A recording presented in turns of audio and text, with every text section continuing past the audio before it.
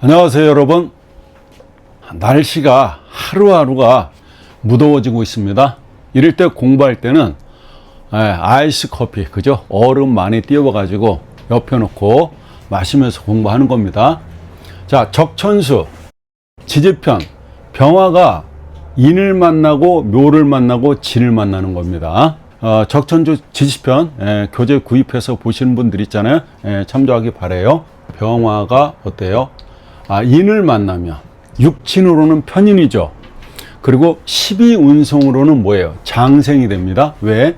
지장간에는 뭐가 있습니다? 무병갑이 이렇게 들어 있습니다. 그죠? 지장간 무병갑이 있다. 병화의 걸럭지는 어디예요? 사가 됩니다. 병무의 걸럭지는 뭐가 된다?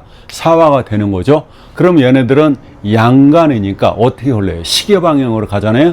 건, 왕, 세, 병, 사, 묘, 절, 태, 양, 생. 그죠? 병화와 이 무토와 이 간목이 여기서 장생된다는 걸 알 수 있다는 겁니다. 그러니까 병하고 무는 여기서 장생이 된다는 걸 알 수 있죠. 화토 동법이니까. 아시죠? 병화는 지지글자 중 인목을 가장 반기고 좋아하게 됩니다. 이 병화라는 이 자체 일간은 이 인목을 굉장히 좋아한다고요. 좋아한다, 반긴다.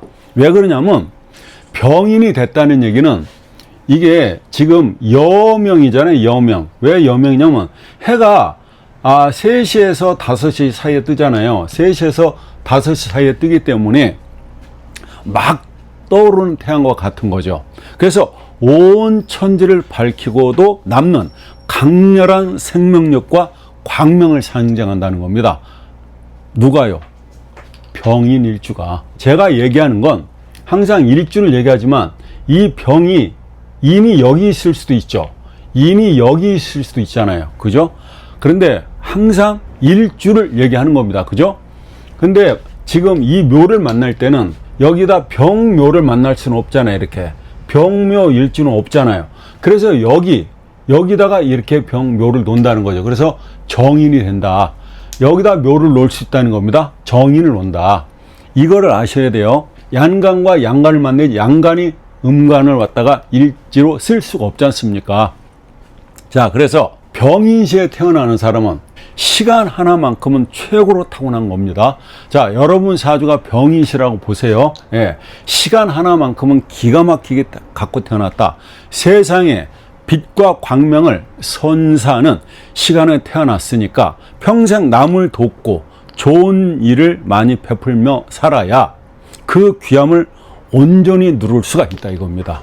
이 물상으로 보면요, 병인은 활활 타오르는 숯불의 기운이에요. 목생활을 하니까 안 그래도 불로 태어났는데 밑에서 목생활을 해주지 않습니까? 그러니까 물상 쪽으로 보면은 불길이 활활 타오르는 모양이라고 합니다. 자, 편인은 뭐예요? 효신살입니다. 그죠?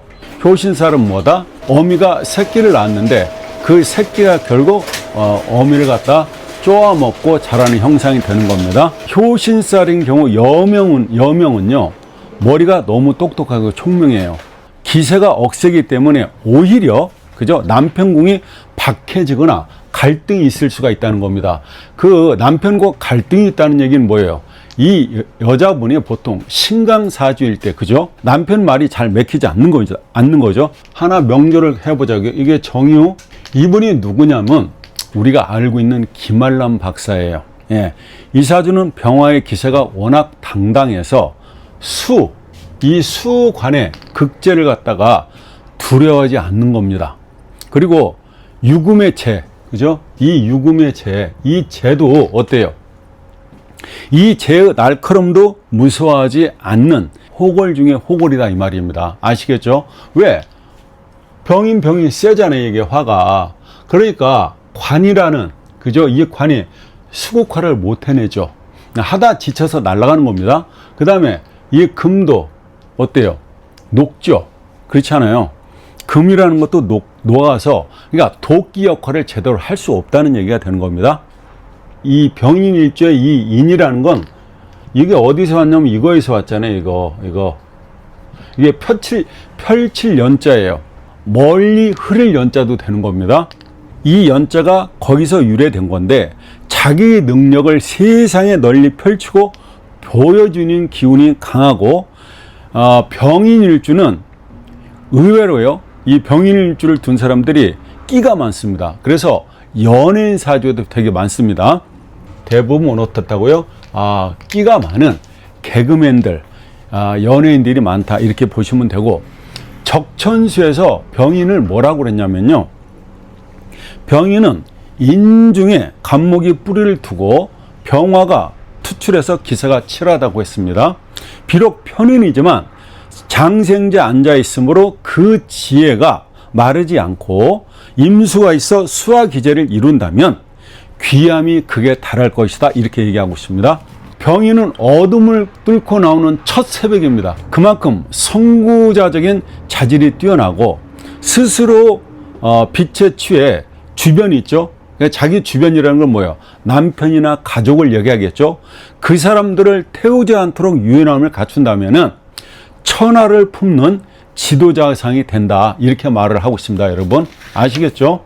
병이 묘를 만나면 정인이 되죠. 이렇게 병이 묘를 만나면 정인이자 12운성으로는 아까 얘기한 병무는 이 인에서 장생이 되지 않습니까? 그러면 우에 있으니까 생욕대가 되니까 어떻게 돼요? 이게 욕지가 되죠. 욕지. 자, 병화는 묘목을 만나면요, 따뜻한 봄볕이 만개한 화초와 초목을 비추는 형상이 되는 겁니다. 병묘는 봄 기운이 절정으로 향하는 그런 시점의 태양이라고 보시면 되죠. 밝고 부드러우며 사람의 마음을 녹이는 온화한 생명력을 상징하기도 하는 것이죠. 되게 좋죠. 봄에 병화, 그죠? 천간으로 더구나 올라간다면은 기가 막힌 거 아닙니까? 목화통명의 상이죠. 이것도 목화통명의 상입니다. 실질적으로. 왜? 요가 올라가면 을이 되니까. 역시 병인시와 만약에 병이 묘를 왔다 이렇게 하면 어떻다는 거예요? 역시 묘시생들은 그 묘시에 태어난 사람은 선천적으로 감성과 미적 감각, 그러니까 인간적인 매력을 크게 갖고 태어난 겁니다. 여기다 묘를 놨다는 거죠. 이렇게 묘를 놓으면은 세상을 따뜻하게 연결해요. 사람과 감정을 어루만지는 기운이 강해요. 말과 행동으로 타인에게 희망과 이안을 주면서 살아야 그 복이 오래 간다는 겁니다. 강압보다도 부드러운 영향력으로 사람을 움직이는 자질이 매우 크다는 겁니다. 예. 물상으로 보면 봄볕 아래 만개한 화초 같죠. 은은히 퍼지는 온기와 예술적 감각을 상징하는 거죠. 정인의 기운이 강하게 작용하니까 학습력, 이해력, 그 다음에 공감 능력이 굉장히 뛰어나는 경우가 많습니다. 다만 감수성이 지나치게 예민해지면 현실 판단보다도 감정과 이상을 갖다가 우선해서 상처를 오래 끌어안기도 한다는 거죠. 이게 감수성이 지나치게 예민해지면 어떠세요? 현실 판단을 좀 놓칠 수가 있다는 겁니다. 그래서 감정과 이상을 우선해서 상처를 오래 끌어안기도 한다. 여명인 경우에는 자존심과 감정의 결이 섬세해서 배우자와 정서적 교감이 부족하면은 외로움을 크게 느낄 수도 있다. 실전 명조를 한번 볼까요? 신유, 그죠? 신유의 을묘의 병모의 개미가 된 겁니다. 이 사주는 병화가 묘목의 생조를 받는 겁니다. 이렇게 병화가 묘목의 생조를 받는다. 그래서 기운이 맑고 단정하다는 겁니다. 미토, 이 미토와 이 묘목이 이렇게 반합을 하고 있죠. 반합해서 예술성과 감각이 살아나고요. 그 다음에 신유, 요 신유 재성이 있어서 어때요? 이 사람이 현실 감각 또한 갖고 있다는 겁니다. 다만 개수관성이 있죠. 이 개수관성이 있어서 그저 수국화를 하게 됩니다. 개수관이 감정을 갖다가 자극해서 마음의 기복과 인간관계의 피로를 잘 다스려야만 그 귀함이 오래 간다고 알 수 있죠. 자, 이게 여기 을묘니까 이렇게 뿌리를 튼튼하게 내리고 있지 않습니까? 그러면 이건 목화 통명으로도 가는 거지 않습니까? 근데 개수가 병화를 보게 되면 개수는 병화를 좋아하는데 병화는 개수를 싫어하는 거죠. 그럼 이게 자기 직장 아닙니까? 이게 자기 남편도 되는 겁니다. 그죠? 남편은 좋다고 따라가는데 이 사람은 어때요? 싫어하는 꼴이 되는 거죠. 다시 말하면 이런 거예요. 자, 개수가 이 남편인데 내가 병화잖아요. 이렇게. 내가 병하면 이 사람이 한 발짝 다가오면 이 사람은 한 발짝 멀어지는 거예요. 이 사람이 두 발짝 다가오면 이 사람은 두 발짝 멀어지는 거예요. 이런 관계라는 걸 알 수 있는 겁니다. 아시겠죠? 왜 개수가 병화를 좋아하냐면 이 개수는 뭐예요? 이게 흩뿌려지는 비예요. 그래서 태양이 뜨면 얘는 무지개로 변하게 되는 겁니다. 그래서 개수는 병화를 보면 환장한다. 이렇게 보시면 돼요. 묘라고 하는 것은 뭡니까? 이 묘는 풀이, 그죠? 풀이 막 자라는 모양이에요. 막 이렇게, 사정없이 땅을 뚫고 나온 이 모양인데, 이게 마치 무성할 무자고 같다는 겁니다. 무성할 무다. 그래서 이게 뜻이 같기 때문에 초목이 왕성하게 뻗어나가는 기운을 품고 있다는 거예요, 이게. 자기 감성과 재능을 아름답게 표현하는 성향이 강하고, 병화가 묘를 보면은 어때요? 예술, 디자인, 방송, 교육 계열에서 두각을 나타내는 사람이 많다 이겁니다. 특히 사람의 마음을 잘 읽고요. 분위기를 만드는 능력이 탁월하게 됩니다. 자, 이렇게 되면 이게 굉장히 뿌리가 있어서 그 능력이 탁월하다 이렇게 볼 수 있죠. 근데 만약에 묘는 없고 그죠? 을목만 있어도 그 능력이 탁월하다 이 말입니다. 이렇게 있으면은 뿌리가 있으니까 굉장히 드러나지 않습니까? 그러니까 숨길 수가 없는 겁니다. 병화가 이렇게 을목을 보게 되면은 손재주가 뛰어나고 수학도 잘하고 기억력도 아주 좋습니다. 병화가 그 묘목이라는 정인을 만나게 되면은 기운이 맑고 순수하여서 학문과 인덕이 살아난다. 묘목은 그냥 순목이죠. 이 묘목이라고 하는 것은 순목이죠. 순목. 순수한 목이라는 겁니다. 그래서 병화의 강명이 순수하여 학문과 인덕이 살아나게 된다. 병화가 묘목을 만나면 광명이 더욱 부드럽게 유려하게 드러난다는 얘기가 되는 거죠. 만약 적절한 수를 만나게 되면 수기가 될 거 아닙니까? 이렇게 적절한 수기를 만나게 되면 수화 계절을 이룬다는 거죠. 그래서 지혜와 명예가 함께 따르게 된다.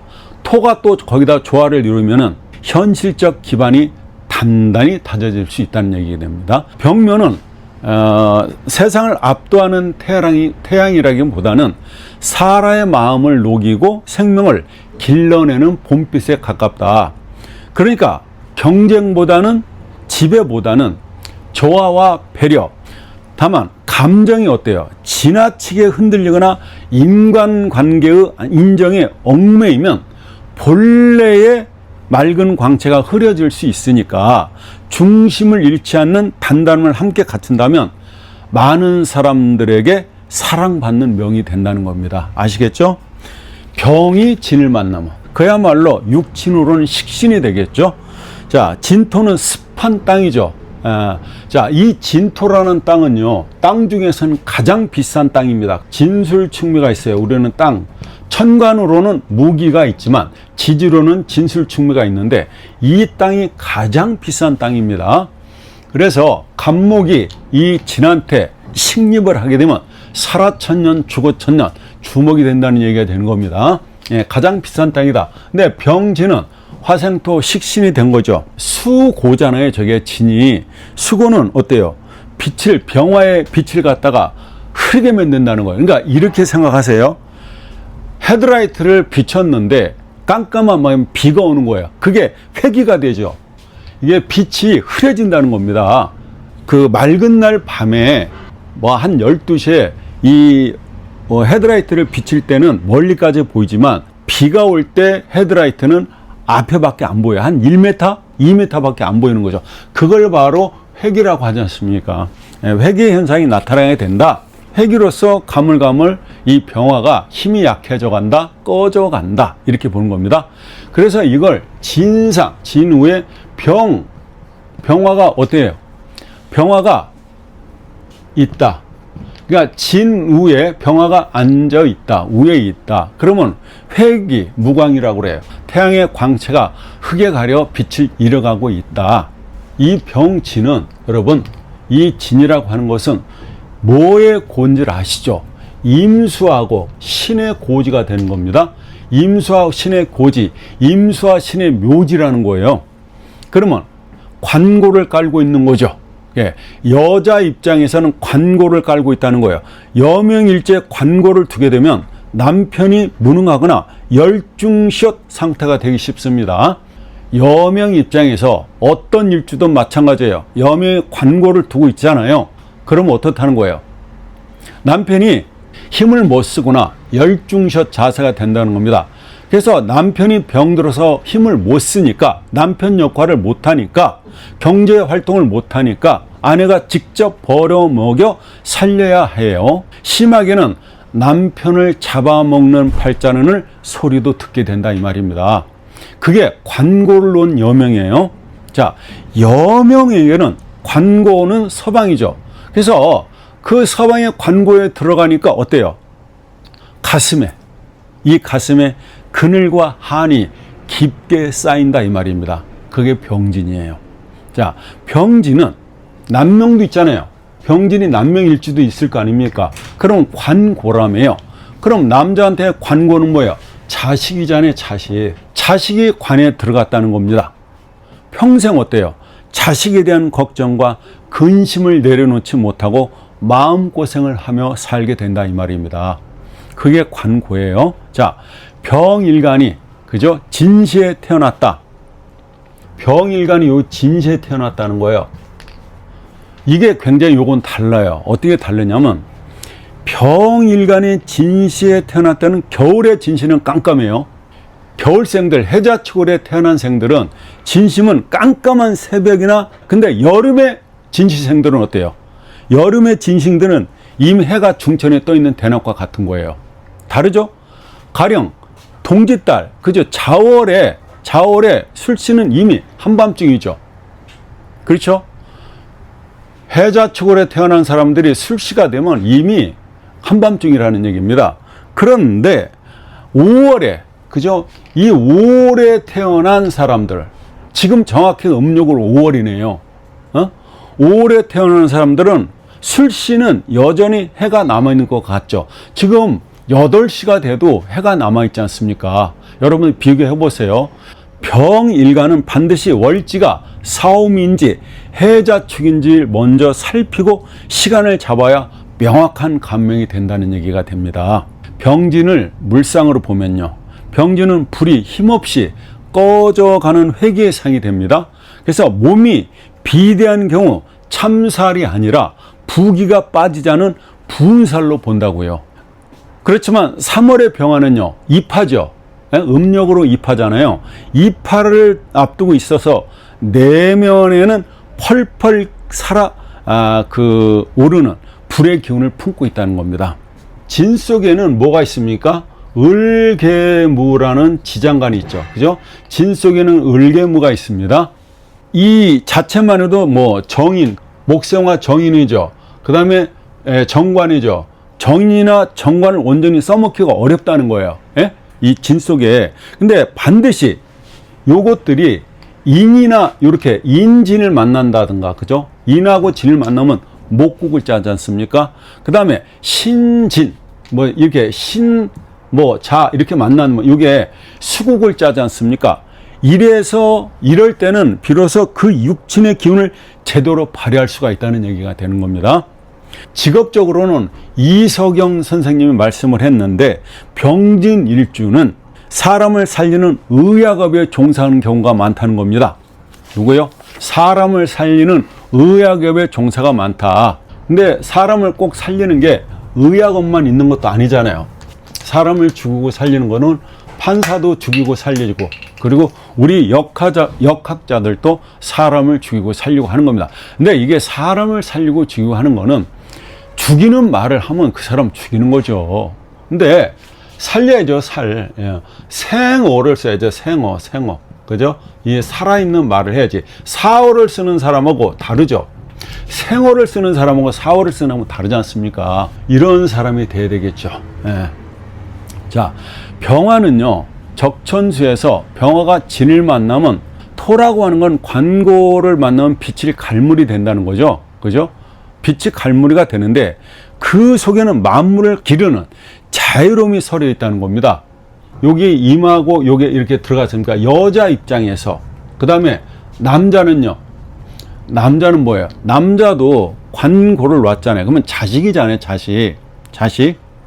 그래서 남편과 자식으로 인한 한은 깊을지언정 습토를 일궈서 생목을 키워내는 식신의 공덕이 있으니까 화련의 길을 걷는다면 그 한이 복으로 바뀔 것이다. 이렇게 얘기하고 있는 겁니다.